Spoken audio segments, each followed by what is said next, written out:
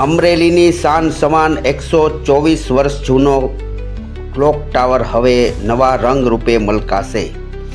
ગાયકવાડી શાસનની ધરોહર ઐતિહાસિક ક્લોક ટાવરનો ₹3 કરોડના ખર્ચે રિસ્ટોરેશન પ્રોજેક્ટ પ્રભારી અને કૃષિ મંત્રી શ્રી જીતુભાઈ વાઘાણી અને રાજ્ય કક્ષા મંત્રી શ્રી કૌશિકભાઈ વેકરિયાના હસ્તે ખાતમુહૂર્ત સંપન્ન.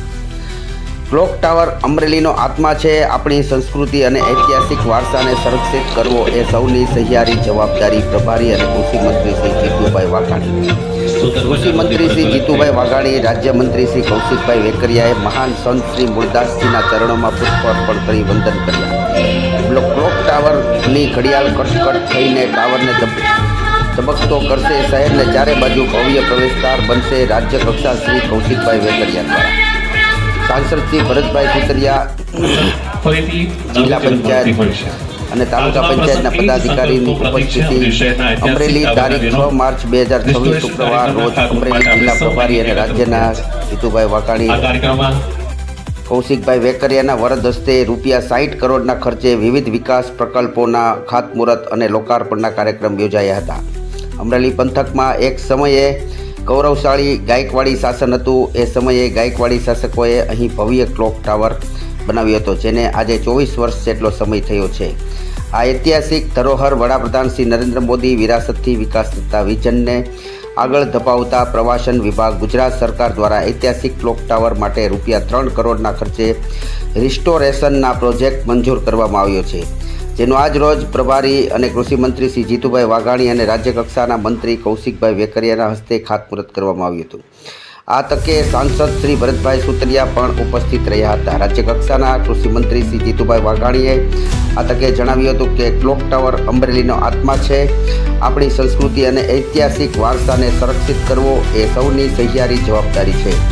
તેમણે ઉમેર્યું હતું કે રાજ્ય કક્ષાના મંત્રી કૌશિકભાઈ અને તેમની સમગ્ર ટીમ નવું અમરેલી વિકસિત અમરેલીના ગોલ્ડન ડ્રીમને આગળ ધપાવવા રાત દિવસ મહેનત કરી રહ્યા છે. તેમણે પગ ધરતી પર રાખીને વિકાસની કેડી કંડારવા માટે કૌશિકભાઈ સહિત સમગ્ર ટીમને અભિનંદન પાઠવ્યા હતા. મંત્રીશ્રીએ ક્લોક ટાવર રિસ્ટોરેશન સાથે યાદગાર સેલ્ફી પોઈન્ટ પણ મૂકવા માટે સૂચન કર્યું હતું. પ્રભારી અને કૃષિ મંત્રીશ્રી સહિતના મહાનુભાવોએ અમરેલીની ધીંગી ધરાને મહાન સંત શ્રી મૂળદાસજી મહારાજના ચરણોમાં પુષ્પ અર્પણ કરીને શીશ ઝુકાવી ભાવસભર વંદન કર્યા હતા અને ગુજરાતના પ્રથમ મુખ્યમંત્રી શ્રી જીવરાજ મહેતા અને પ્રતિમાને ફૂલહાર અર્પણ કરી નમન કર્યા હતા.